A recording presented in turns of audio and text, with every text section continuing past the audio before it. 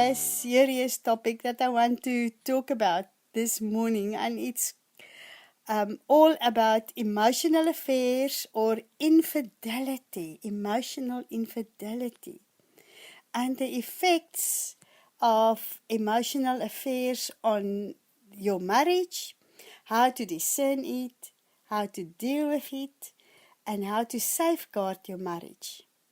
I've been ministering to people the past weeks and been praying with some of my friends even that was caught up in emotional affairs. And I just realized that this is an area where we as Christians, where we as children of God really needs education. And why do we need education? So that we can be vigilant and so that we can be able to discern whenever such a snare, such a trap is placed on our path by the evil one. And why? Because he hates happy marriages. We have been talking about marriages in past sessions. But let me say this. Emotional affairs or emotional infidelity is particularly traumatic to the relationship because most of the times the person in an affair had no expectation of a physical reward. So the relationship started off very innocent. It started with nothing more than a private conversation that led to and left a good impression of the person that you have shared your feelings with. So it really normally starts off innocent. Nobody that I ever counseled stood up and made a decision, I'm going to look for somebody so that I can create or so that I can build on an emotional affair or emotional infidelity. No, this is the biggest danger of emotional affairs. It's normally started off out of a place of innocence. So emotional relationship is very dangerous and damaging to marriages. And why? Because it violates your partner's self-image. The person that fell victim to her or his spouse having an emotional affair. It's damaging to your partner's self-image. Many times victims of emotional affairs start to feel guilty. They begin to take the blame for their partner's infidelity on themselves. They might develop a very weak or bad self-esteem. They may be open for rejection. And even if the affair ends and the partners choose to continue to work on their relationship, this is after this emotional infidelity or this emotional affair was exposed. The victim of the affair will still feel insecure and hesitant to trust he or her partner again. So the relationship will suffer from resentment, anger, feelings of betrayal, and often this result will be developing in both sides. Often in the person who committed who was caught up in this trap and the partner. So it's not only the partner that fell victim to an emotional affair, but also the person who committed this, the person who trapped in, who was caught up in this trap.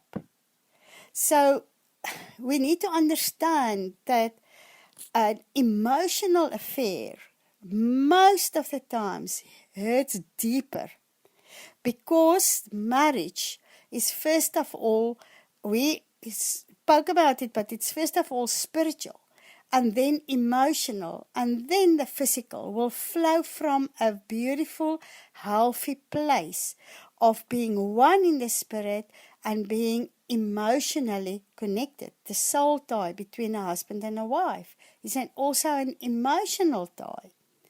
So there's a greater breach of trust in an emotional affair in contrast to a solely physical affair. This is important for us to understand today. This is because the most intimate part of a relationship has been violated by putting one's trust in another person. So trust has been breached. And trust is the very important ingredient to build a powerful, strong, healthy marriage. We need to begin acknowledging emotional affairs in our lives. The more we educate ourselves, the better we can identify and address any existence of emotional affairs or emotional connections to wrong people. In turn, people can feel more compelled to confide in their partner rather than someone else. So once you are educated and once you identify the danger areas and you address this, you will feel the urgency and the urge, the prompt to confide to your partner rather than somebody else. And this is important to understand.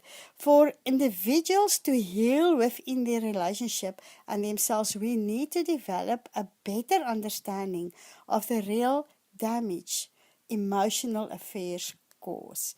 So sometimes we think it is innocent and we think, oh, well, there's no sexual intercourse going on or sexual contact. But in fact, emotional affairs is just like foreplay. This is important for us to understand. You know, Matthew 5:27 is very clear when it speaks about adultery.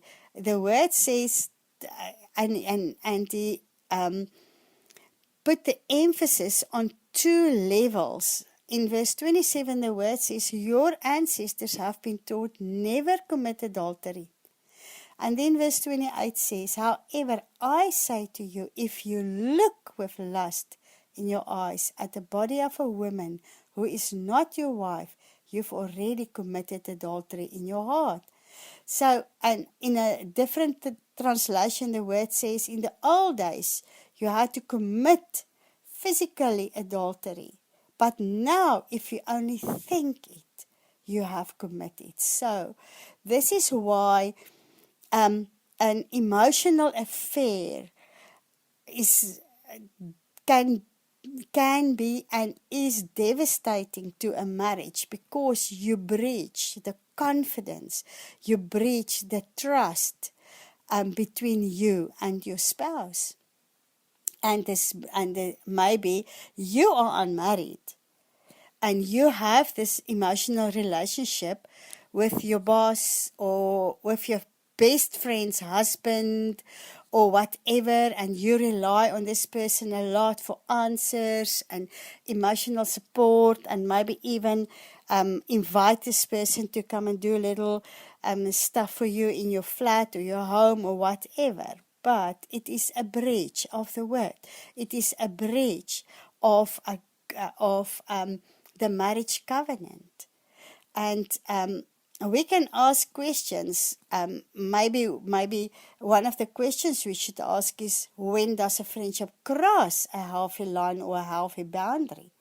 So that we can discern how to recognize and how to stop any form of emotional affair or any form of emotional infidelity that could develop between me and my friend's husband, or you and your friend's wife. So we can discern this.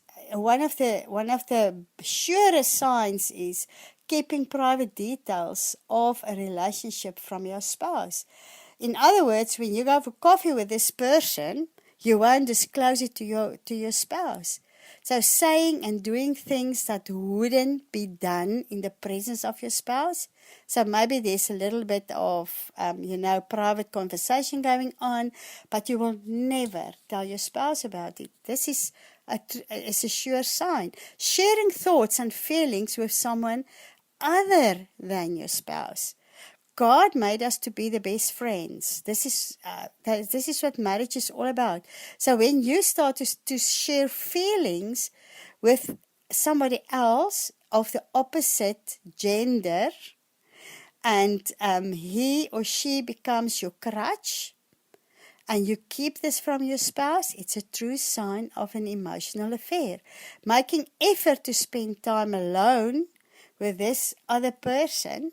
Maybe the two of you go to work 15 minutes earlier so that you can quickly have a chat before you start to work, or maybe you meet each other in the coffee shop over lunchtime, and you innocently spend time and you start to share more intimate stuff with each other. This is a sure sign. It is when we have not maintained the proper boundaries on outside relationships that the trouble begins. So an affair begins with time and attentiveness. So this is a thing we should understand when we make plans to spend time with people outside of marriage covenant, people of the opposite sex. I'm not talking now about in the workplace where you have to sit and strategize and stuff, but to keep a solid boundary. And by redeeming your time and attentiveness, and by keeping quality emotional time and attentiveness for your marriage partner. I'm just reminded of something that happened to me personally many moons ago. I was a researcher working in a lab, and we were a team. I mean, we had to work very close. From time to time, me and my boss had to really stand next to each other working on the bench. But I worked for a man who served God, and he knew to keep godly boundaries. But one of my colleagues, we had to work together. Very close, like sit together, very near each other, working on the same experiment and stuff like that. And one day, while we were in this situation where we were very near to each other, working on the bench, I looked up and he winked at me. And at that stage, I realized if I give attention to this today, it might become an issue, a problem, a challenge in the future. So I just ignored this whole scenario. And for a second or third time, and then this person realized, and he actually, he became angry, and he said, "Why are you so holy?" But it's not holy in a bad sense. It is holy because my marriage is holy before God. My marriage I cherish. It is the emotions of my husband that's more important than my own emotions or this person's emotions. I mean, he must deal with his issues.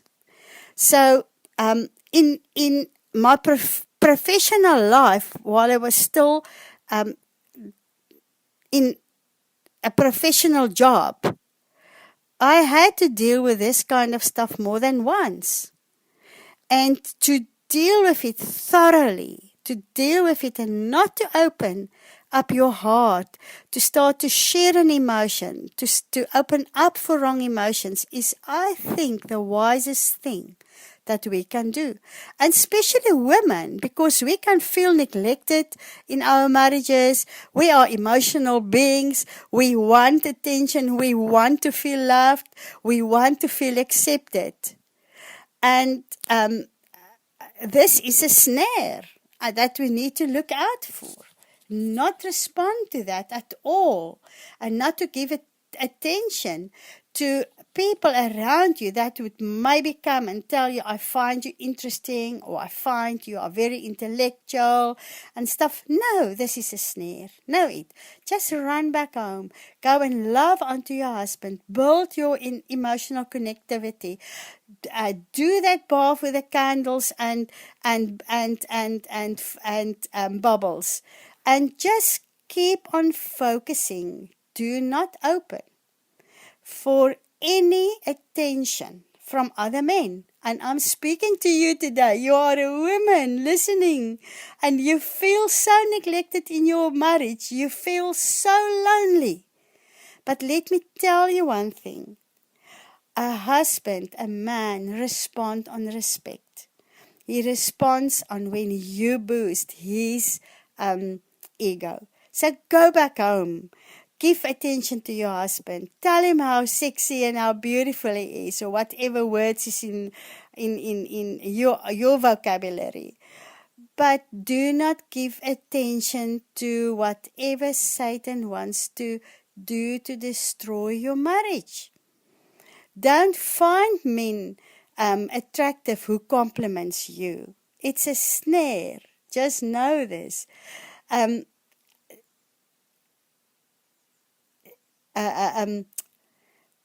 Emotional affairs will take root and grow through continued conversation and sharing that deepens intimacy and connection between you and the wrong person.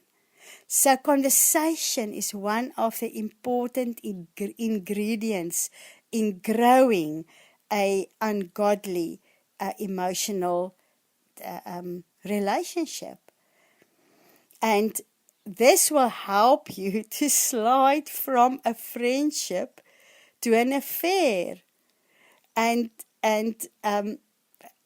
I'm talking about conversation. To keep on with deeper and deeper conversations with the wrong people, the wrong person.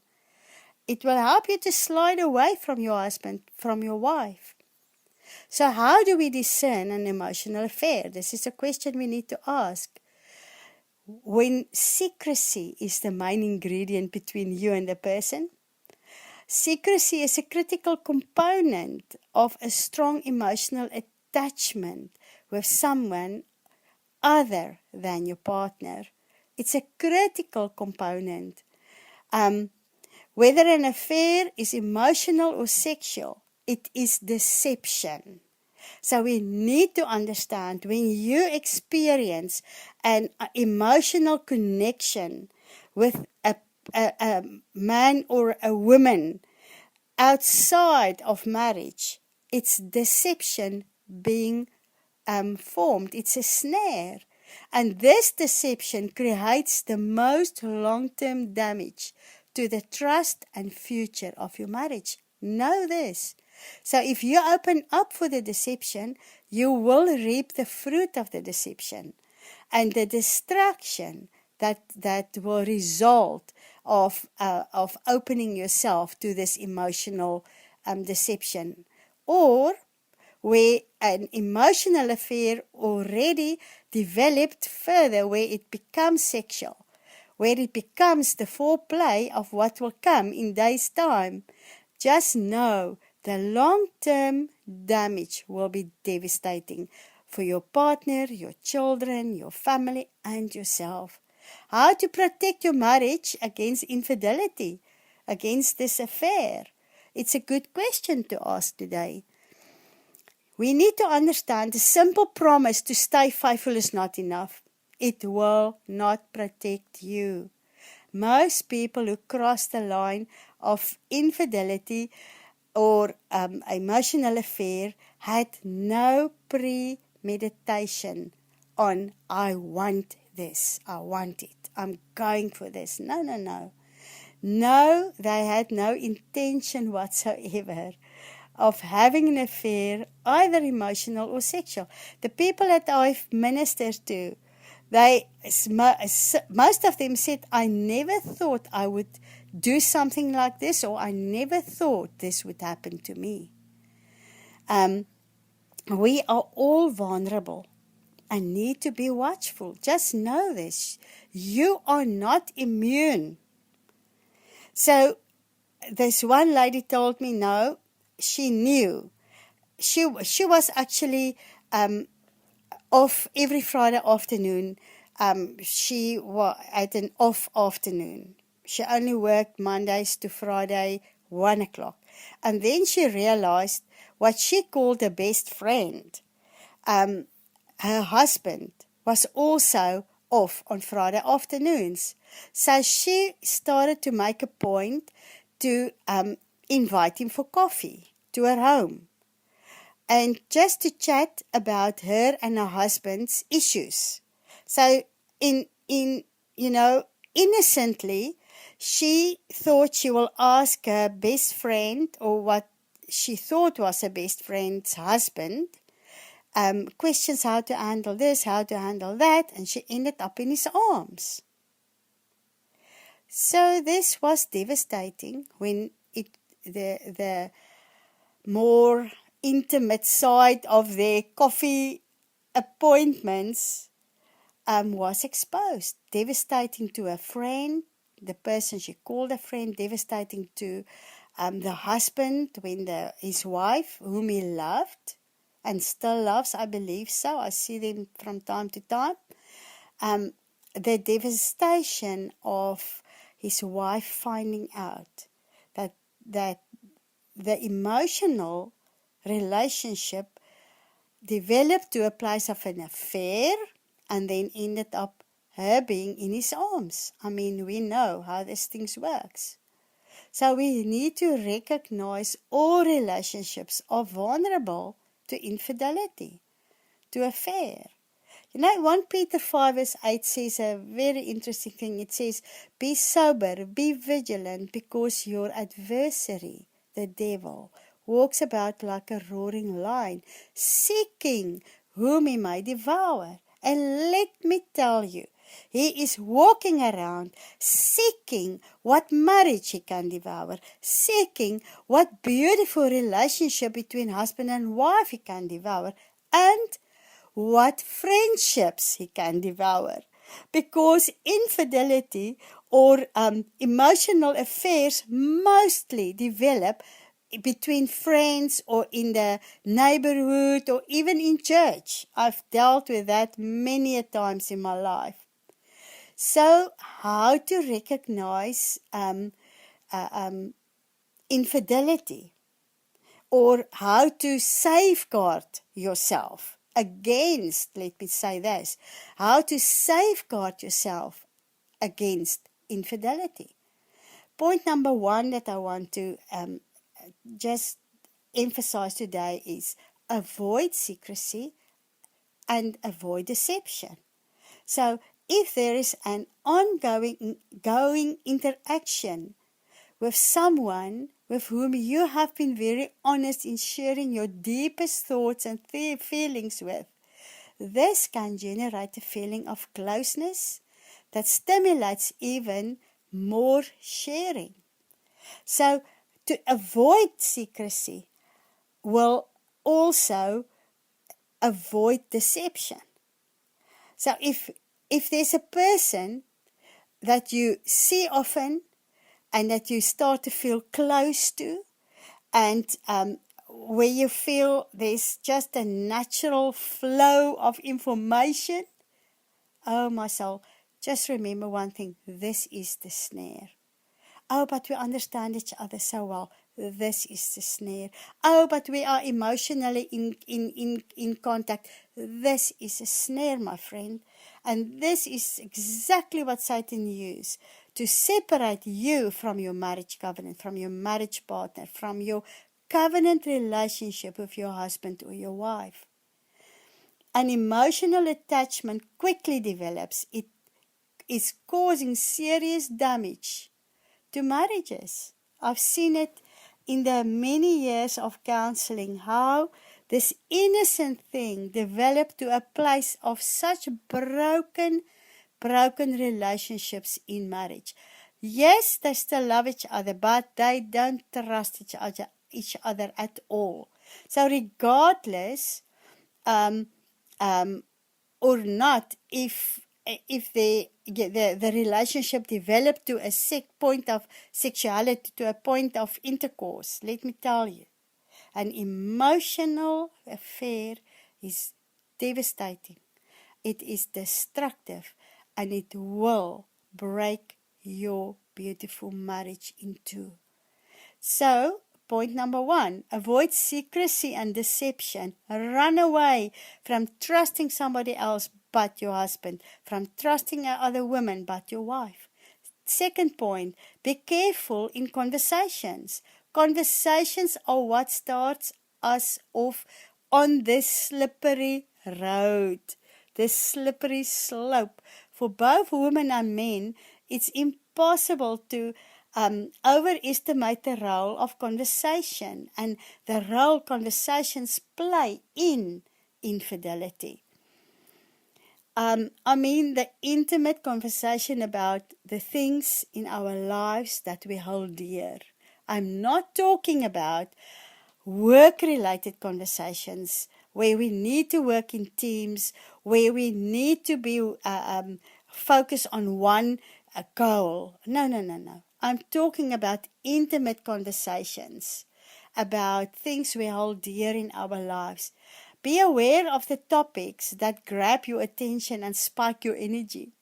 Like in our case, my granddaughters, or your children, or your spiritual path, your intimate relationship with God. Share it with your husband, share it with your wife. But it's a snare when you start to share this with one person of the opposite gender. Political passions or worldviews, frustrations at work or home. This is the other snare, because the woman that I ministered to a few years ago, she was very frustrated in her marriage, and she chose my husband. uh, well, praise God, she was open with this. She chose him to help her dealing with frustration, but we knew that this was a snare. So praise God for a husband with wisdom in him. He came to me and he said, Amanda, no, listen, I think you need to just come and join me. Let's sit together so that we can avoid creating a situation where this woman can maybe think he's this perfect man, because no one of us are perfect, not one of us. And we could avoid a possibility of an emotional affair. And I thank God for a man that was wise enough to involve me in this.